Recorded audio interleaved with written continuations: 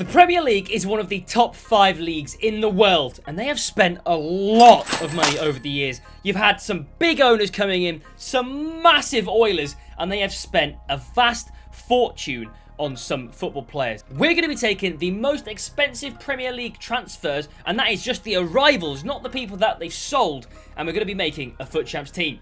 Starting off with the goalkeeper, this man cost £72 million. The most expensive keeper's transfer in the history of football. Now you must be thinking, this guy must be good. He must be at least a walkout.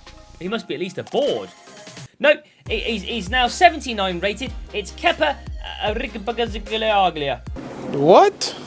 This man is now most well known, not for being a great keeper, but for being the guy who refused to be subbed off in a game, and also who decided to try and out-mind game Virgil Van Dyke, just got absolutely slapped. He cost £72 million.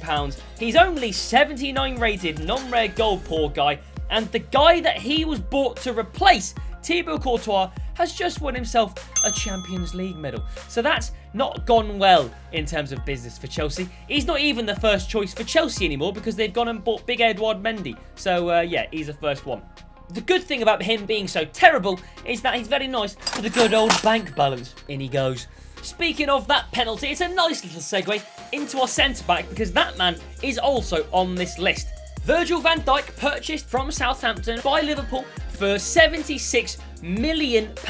It is Virgil van Dyke. This guy has been an incredible bit of business. He has now grown to be one of the best, if not the best, centre-back in the world right now. So although at the time £76 million may have seemed quite expensive, as I think it was the most expensive centre-back, it still turned out to be pretty good. Alongside him, we're going to be bringing in a fellow team of the season, this time from the Oiler club, Manchester City. There will be quite a few players in this team from them, as they do have the most money. They purchased themselves a bit of Ruben Dish. They bought this guy for a cheeky £61 million. He managed to grab himself Player of the Year last year. He's grabbed himself a Premier League title, another Premier League title. I think he's doing pretty well for himself. Thankfully for me, I've got him on loan, so he's going to cost me absolutely nothing. And finally, the most expensive centre-back, Ruben Diaz, 95. Then it was Van Dijk, 96. This guy's going to be a 97.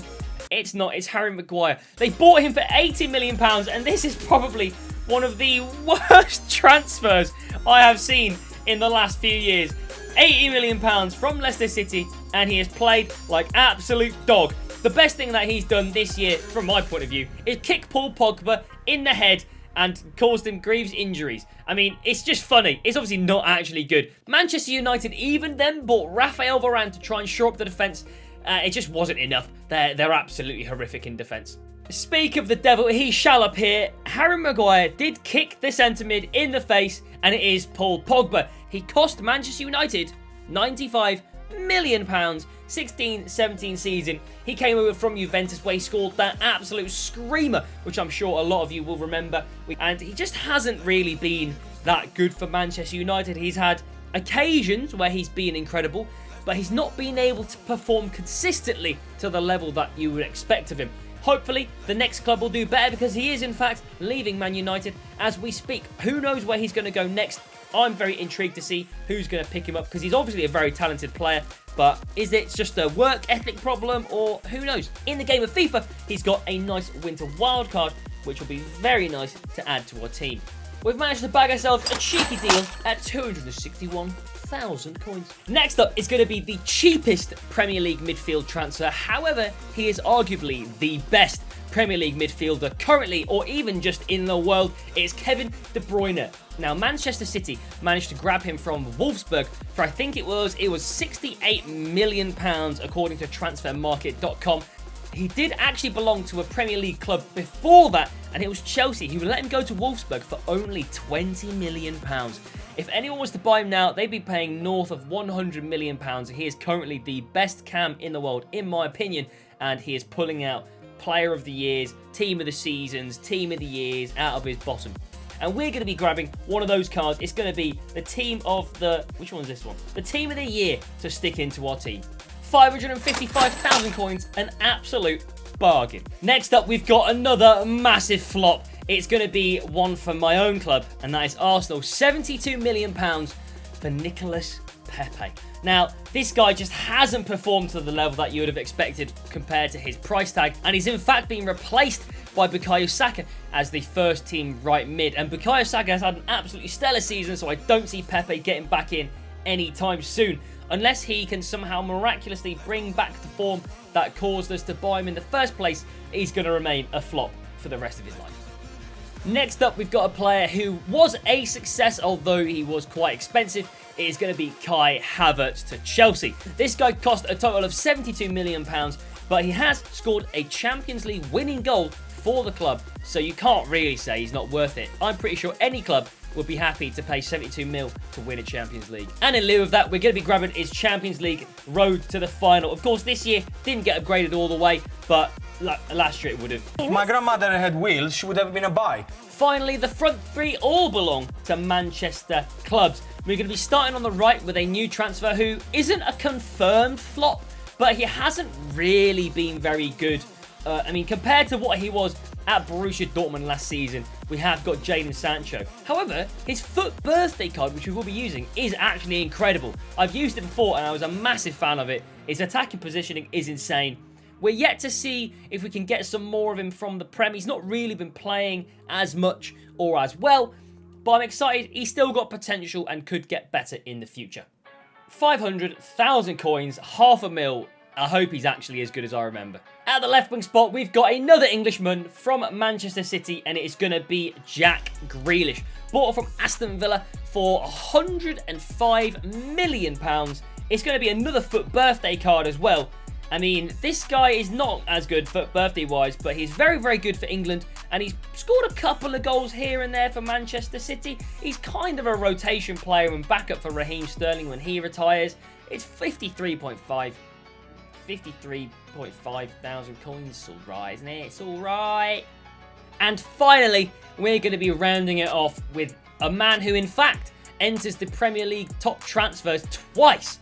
Once when he was bought by Manchester United from Everton, and the second time recently when he was bought by Chelsea from Inter Milan. It is the big, bold Zlatan fighting man himself. It is Romelu Lukaku. Now, I absolutely hate this card because he stinks of piss, right? He runs around like an absolute donkey, and it's probably because he's got 64 agility and 55 balance. And it genuinely makes me physically ill that I have to play a game with him. But the rules is the rules. The final transfer he had was £101.7 million, and I thought this guy was going to be sick. I thought he was going to run rampant.